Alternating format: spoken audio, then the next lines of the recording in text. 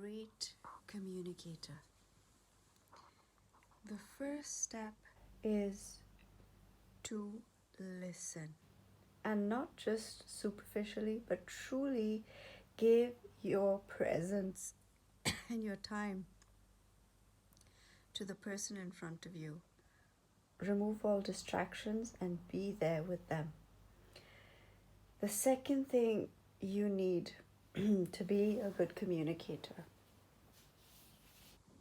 is to be open to what others are conveying or saying. Because when you're communicating, you're not just communicating verbally.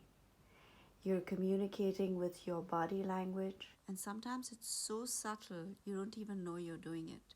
So if the person in front of you is saying something and you are resisting it, your body will show it. And subconsciously, the person will start feeling blocked by you. The moment a person feels that they are not being heard, or there is an opinion, or there is a judgment, they will start shutting down. And then what you say will already be blocked by them. They won't hear you, and they won't be willing to listen to you, because you've already sent them the signal that what you're saying I don't agree with, or I've made a judgment about you. So that's the second step. The third step, or was that the third step? Anyway, the next step is be warm in the way you speak. Let there be a kindness and a warmth in not only what you say, but also what you listen to. So be receptive and be warm to that person so that they feel comfortable in your company.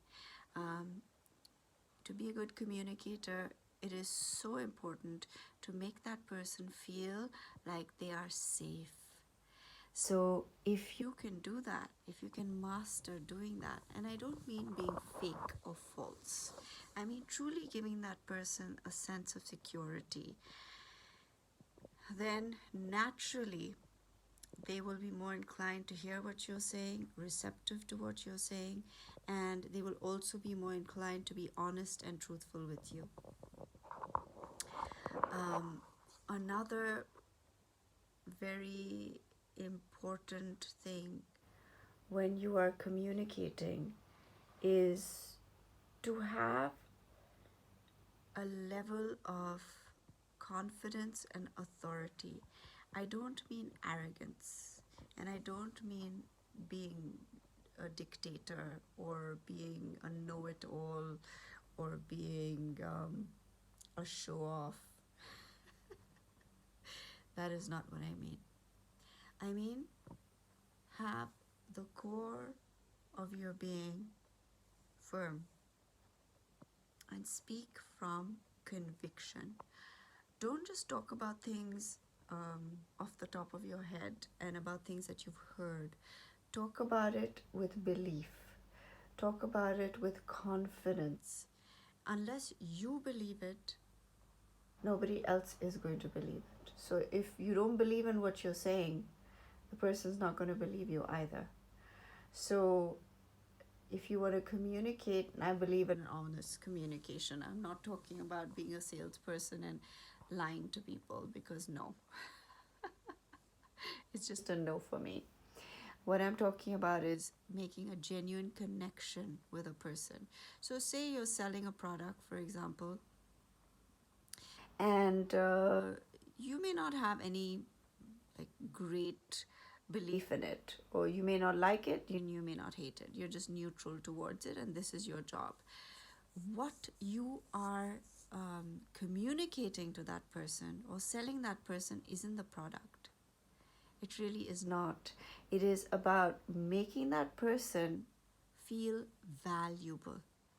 And when you communicate and you make that person feel that they are of value, and they're naturally drawn towards you because everybody wants to feel valuable, to be acknowledged, to be seen.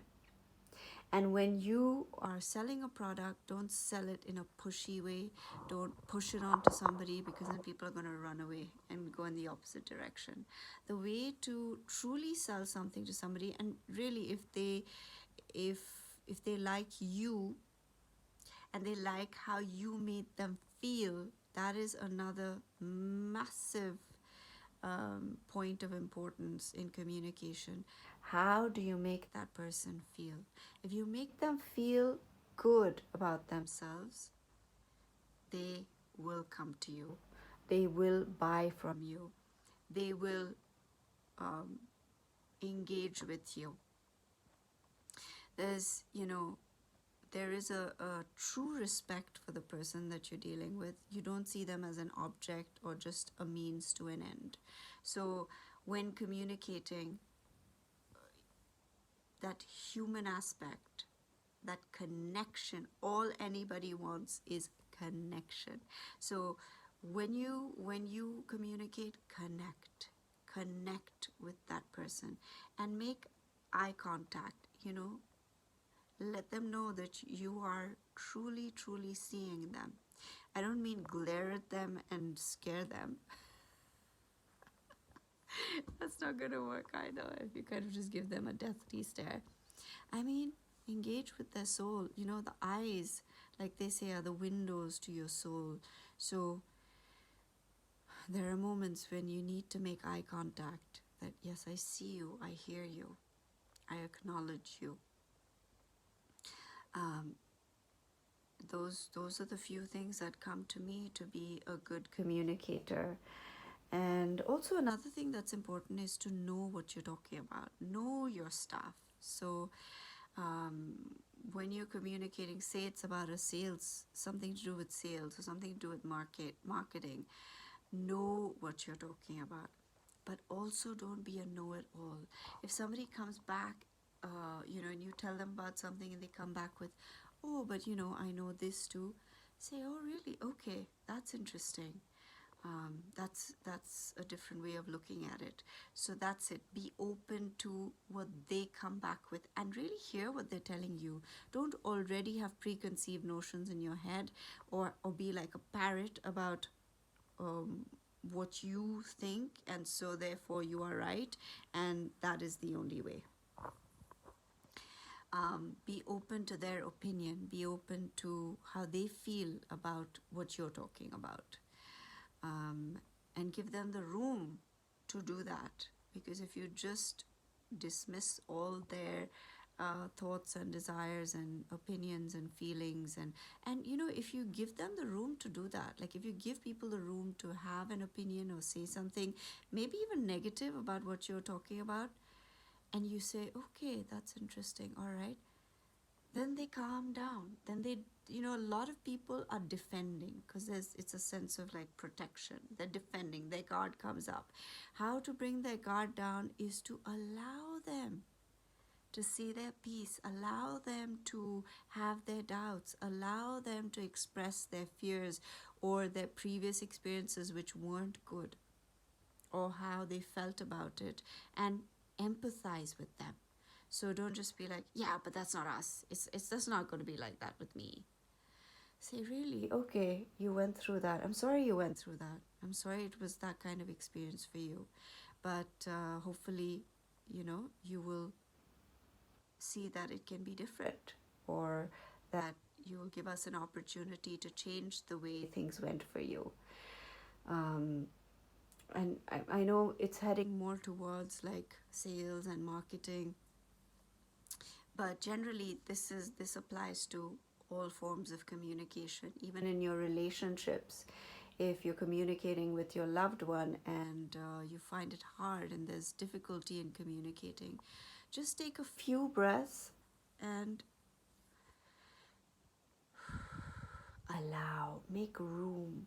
make room for the other person in a communication, a conversation. Because a lot of times we are so involved with ourselves that it's my way or the highway. And when you become conscious about that, when you become conscious that that's what you're doing, then you can step back and say, no, it's it's both ways. So I'm going to let that person express themselves, and I'm going to be open to it. I'm not going to just shut down when they say something I don't agree with. I'm going to try and see where they're coming from, because a lot of communication um, is giving the other person space. It's not about what you're speaking all the time. It's about what you're allowing the other person that you're communicating with to do in that space. And the more you allow, the more space you give them to be who they are, the better the communication will be. And when you're communicating, don't expect a person to be like you, because everybody is different. Everybody has different perspectives and ways of thinking. So don't get stuck on what you believe in. Maybe even allow somebody else to show you a different view, and look at it from that standpoint. The moment we become just stuck in what we think and what we believe, you shut down all communication. All right, so openness is a very big point in being a good communicator. Listening, I cannot say it enough. That I think is the most important thing. Listen, listen, listen. Truly listen. Also, know when to put your point forward, because some people don't know how to stop talking and they're not good communicators. So if they are all going on, yes, of course it's important to listen, but then once they've said their piece, another thing you need to do is replay it back to them. So if a person says to you, I'm having a lot of trouble with my my partner, and they refuse to do certain things, and whatever complaints they have, uh, repeat it to them and say, so you're telling me that you're having a difficult time with your partner and they refuse to do certain things, and and just uh, what's the word, you know what I mean, just repeat what they said to you, and say to them, so did I get that right? This is what you are experiencing. This is what your issue is. And if they come back to you and say, yes, but this, and this, again, say to them, I see, I understand. This is what it is. So when you clarify with the person, then you're also really making sure that you got their message right. And anything that you didn't get, they can clarify further for you. And then when you do that, they know that you heard them. They know that you told them something and they heard it. And then that gives that person confidence in you, because you're not just like, No, you're telling them what they told you, and then you find a solution from there, if it's about dealing with a problem or helping them with a certain issue in their life, whatever it is. Also, when you're communicating with, like, say you're doing sales, you can ask the person, what do you hope to achieve? What do you want? What is your goal? What is your aim? And this is how. So when they say it, say this is what you need, and then you can say how you can fulfill that, or you can give them the solution for that particular thing that they need in their lives. Yeah. And that's what I have so far for you about communication. So I hope you'll enjoy that. I hope you got something valuable out of this, and you can apply these things in your life, and it'll make you a better communicator For sure. For sure. All right. Take care and thank you for listening.